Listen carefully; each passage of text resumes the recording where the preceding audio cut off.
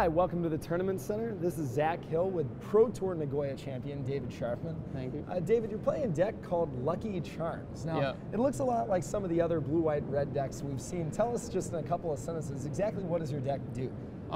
It's a blue, white, red, mid-rangey controlled, or it's a mid-rangey deck that you want to just play a few creatures out that will block and buy you time until you play a big spell.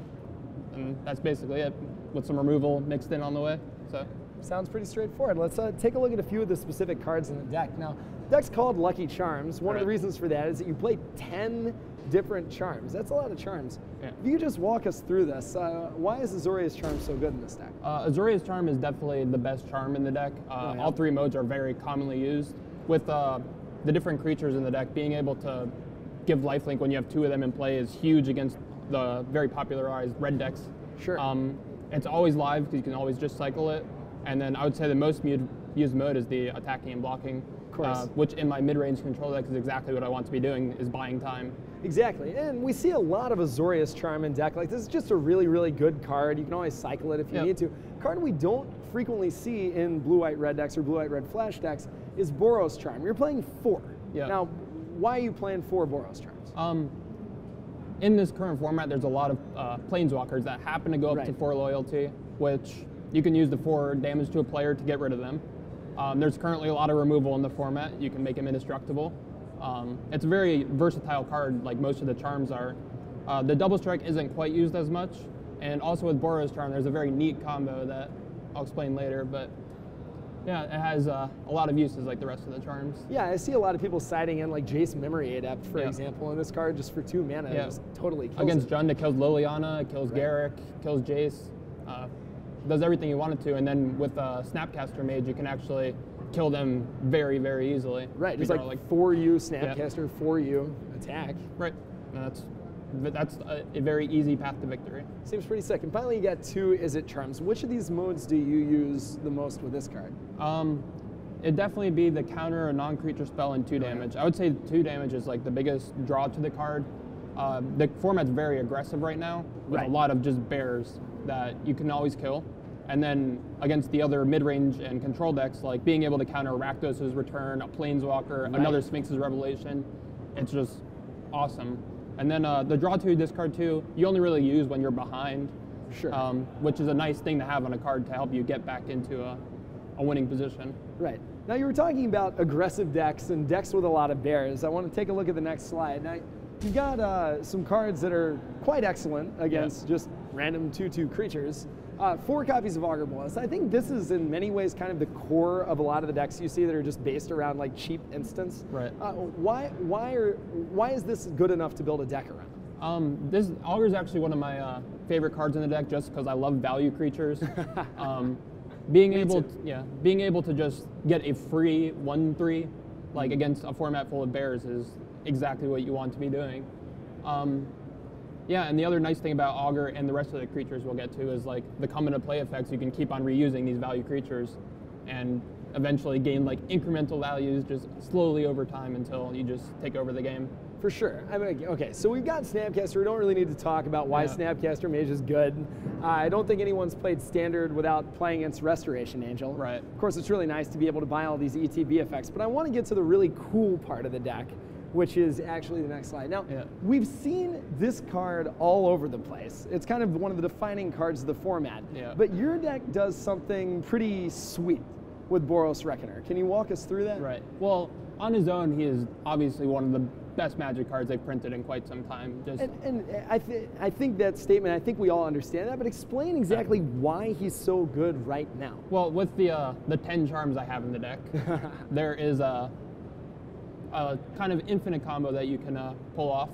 With the blue-white charm, the Azorius Charm, you give him lifelink. So with his damage dealing ability, he has lifelink.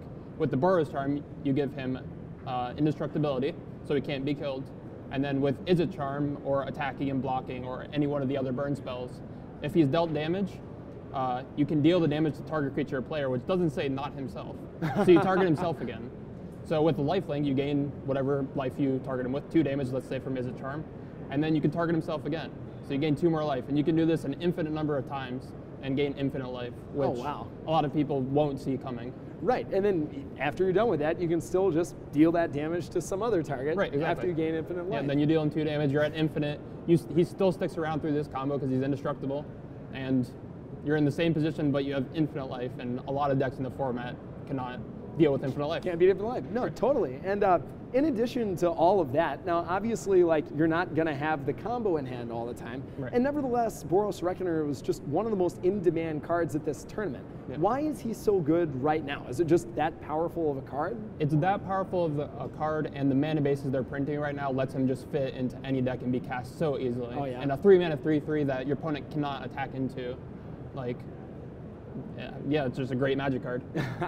Now, and we've of course got Sphinx's Revelation, one of the format's most powerful cards. Matt Costa was telling me one of the reasons he liked playing these like blue, white, red mid-range decks or flash decks is because they had better Sphinx's Revelations than a lot of the other control decks. Do you agree with that? And if so, why? I agree with that just because the amount of aggressive creatures in the deck, like Restoration Angel and Reckoner, your opponent has to, like, in the mid-rangey mirrors, they have to like tap out to deal with your guys, so you can actually get this off and like not have to worry about falling back behind. Right. You can do it while you're ahead, basically. Yeah, and you don't necessarily have to like chain a Revelation into another Revelation just to stay alive. Yeah, off this, you a lot of the times draw like a couple Boros Charms, a Snapcaster, and then they're actually just dead when they go to do theirs.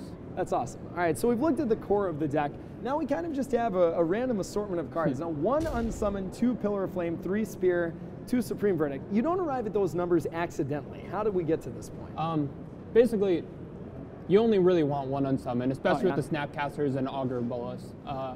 2 just becomes too many. It doesn't really do much, but when it does something, it is awesome. And it's like such an underplayed card that your opponent will not see it coming. It's hard to play around it, and if they are playing around it, okay, well you only have 1, so like you might just not have it. Right, and in the new set with the Evolve mechanic, like with the Experimental 1, Champion of Paris, all these +1/+1 counter cards, like a lot of the times a burn spell won't be able to kill them, where Unsummon deals with that problem card, I guess. Totally. Now sometimes you do need to cast burn spells. Are these just for the aggro decks in the format? These are just mainly geared towards the aggro decks. Like with the Boros Charms, you can sometimes use them against the mid-rangey decks to actually burn them out, but they're in my deck just for the aggro decks. Totally makes sense. And I imagine Supreme Verdict, I mean, you need to kill creatures, you need to kill creatures. Right. There's actually, about this card, a lot of lists on that other people are playing have Blasphemous Act, which is a cool combo with Reckoner also to deal 13 damage. Of course. But in the testing I did, like, Boros Reckoner is such a popular card that you cannot cast it. Oh, you can't act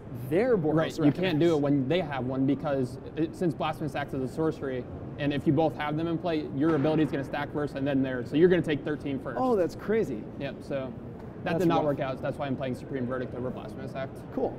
All right, so of course you've got to be able to actually cast all of these spells. Do that. We've got the Ravnica lands. We've seen them before. They're very good. They define the format. We've also got the lands from M10 and Innistrad, if we can take a look at the next slide. We actually just run the full 12 copies of this. Is that like something that's normal?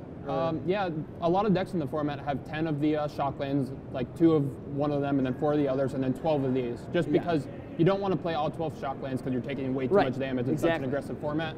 Yeah, these lands are just perfect. Cool. And finally, the last couple of lands we can take a look at. We've got basic lands, Slayers Stronghold. Now you see a lot of Moorland Haunts in this slot. Why Stronghold? Basically because I don't have Thought Scour. I don't have a way to get creatures in my graveyard, and there's only like 14 of them. So I felt like Slayers Stronghold was just, with like Augur of Bolas, like all these like random dorky creatures you have, it just lets you get through and deal more damage. Yeah, you just turn them into a threat. All right, let's take a look at the sideboard very quickly. 4 Geist, 1 Thundermaw. Now, Geist used to be a staple of the main deck. Why is it a sideboard card now? It doesn't get through Boros Reckoner. Like, that's basically it. There's 4 of these. There's 4 Boros Reckoners main deck. They're good in different matchups. Sure. That's basically. And so you basically bring this in just when Reckoner is a straight swap. Cool. And Hellkite, is it just another creature? Yeah, it's another creature. It deals with planeswalkers. It's good against Lingering Souls, which the deck actually surprisingly has a problem with. Cool. All right. If we can look at the next ones. Now, is this your anti-control package, Jace Negate?